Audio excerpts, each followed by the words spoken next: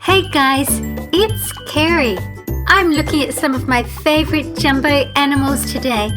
Orangutan. They are the most arboreal of the great apes and spend most of their time up in the trees. Dominant adult males have distinctive cheek pads and produce long calls that attract females and intimidate rivals. They have proportionally long arms and short legs and have reddish-brown hair covering their bodies. Crocodile. There is a form of hierarchy in crocodiles. The largest and heaviest males are at the top, having access to the best basking site, while females are priority during a group feeding or a big kill or carcass.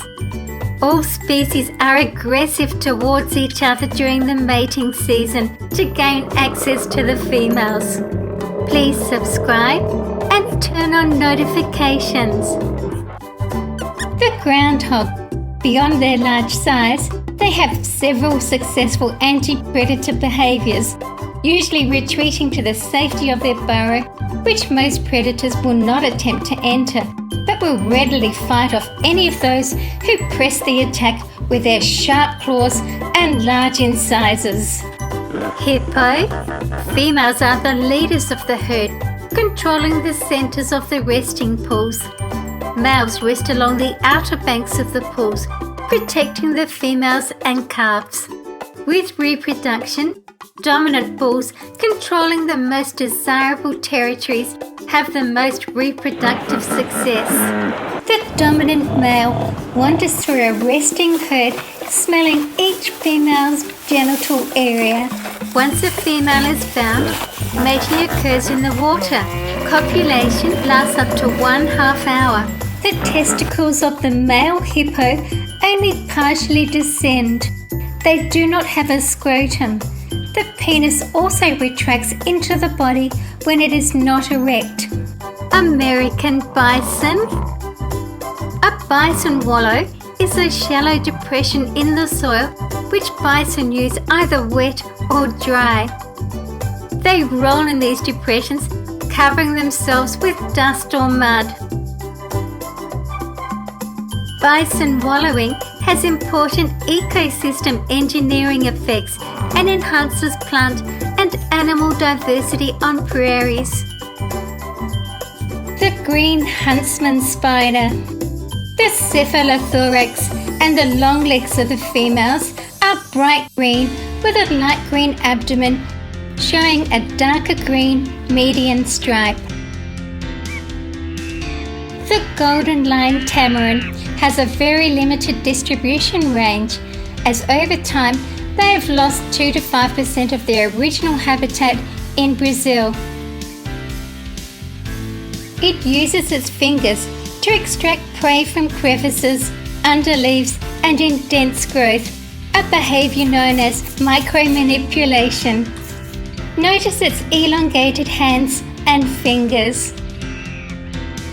Fingers are also good for scratching. Rhino. Unlike other perissodactyls, the two African species of rhinos lack teeth at the front of their mouths. They rely instead on their lips to pluck food. The white rhinoceros has a prominent muscular hump that supports its relatively large head. Males can weigh up to 2,400 kilograms. And the head and body length is up to 4.6 meters. The nose horn averages 90 centimeters but can reach 1.5 meters.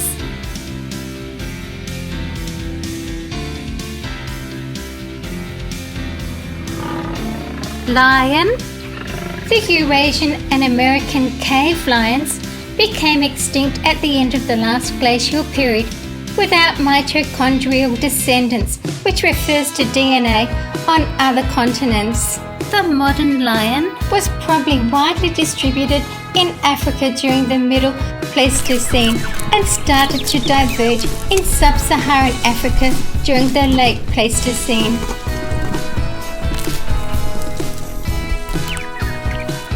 lion populations in East and Southern Africa became separated from populations in West and North Africa when the equatorial rainforest expanded. About 183,500 to 81,800 years ago. Gibbons are the fastest and most agile of all tree-dwelling, non-flying mammals. They are among nature's best brachiators.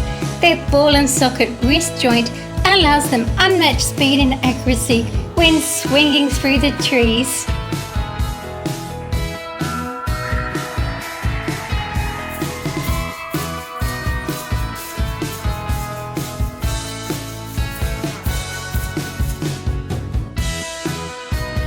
The female cheetah breeds throughout the year and is an induced ovulator, which means she ovulates when she's mating. Gestation lasts nearly 3 months, resulting in a litter of typically 3 to 5 cubs. Birth takes place at 20 to 25-minute intervals in a sheltered place such as thick vegetation. The cub's eyes are shut at birth and open in 4 to 11 days.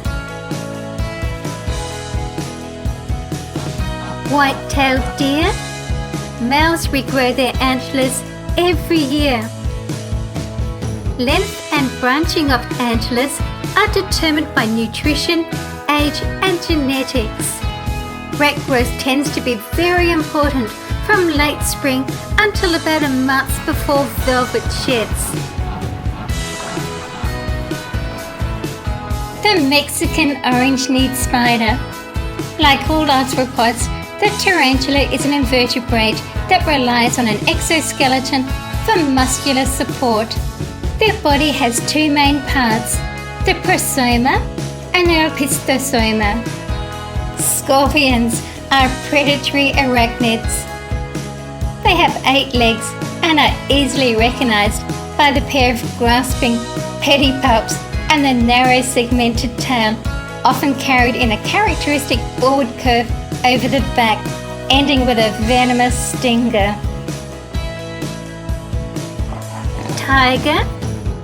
A young male acquires territory either by seeking out an area devoid of other male tigers or by living as a transient in another male's territory until he is older and strong enough to challenge the resident male. To identify his territory, the male marks trees by spraying urine and anal gland secretions, making trails with feces and marking trees or the ground with their claws.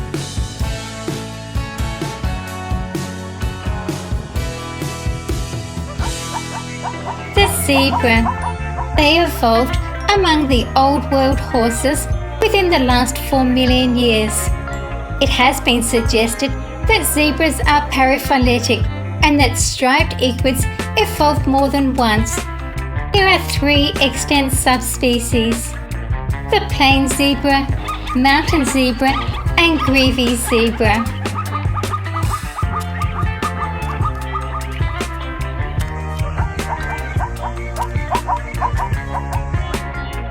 The praying mantis. Mantises are mostly ambush predators, but a few ground-dwelling species are found actively pursuing their prey.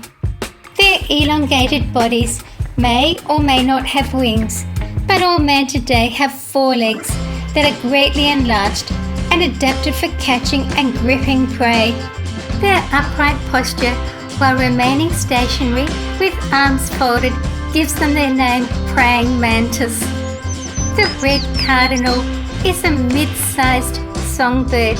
The female is fawn in colour, yet the male is bright crimson red with a black face mask over the eyes extending to the upper chest.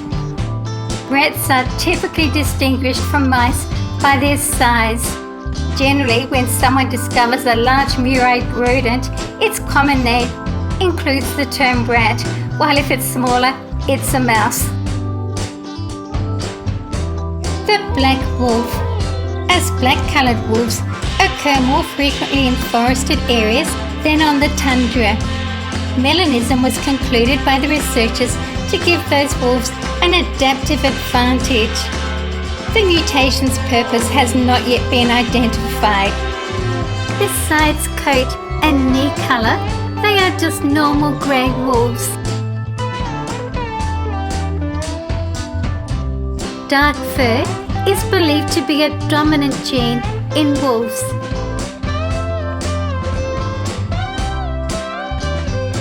Please stay and watch another video with me.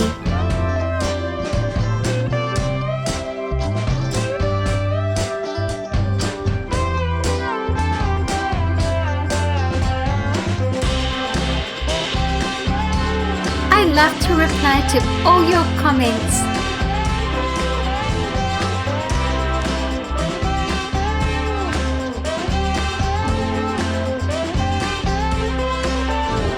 Thank you for watching my video. See you again soon.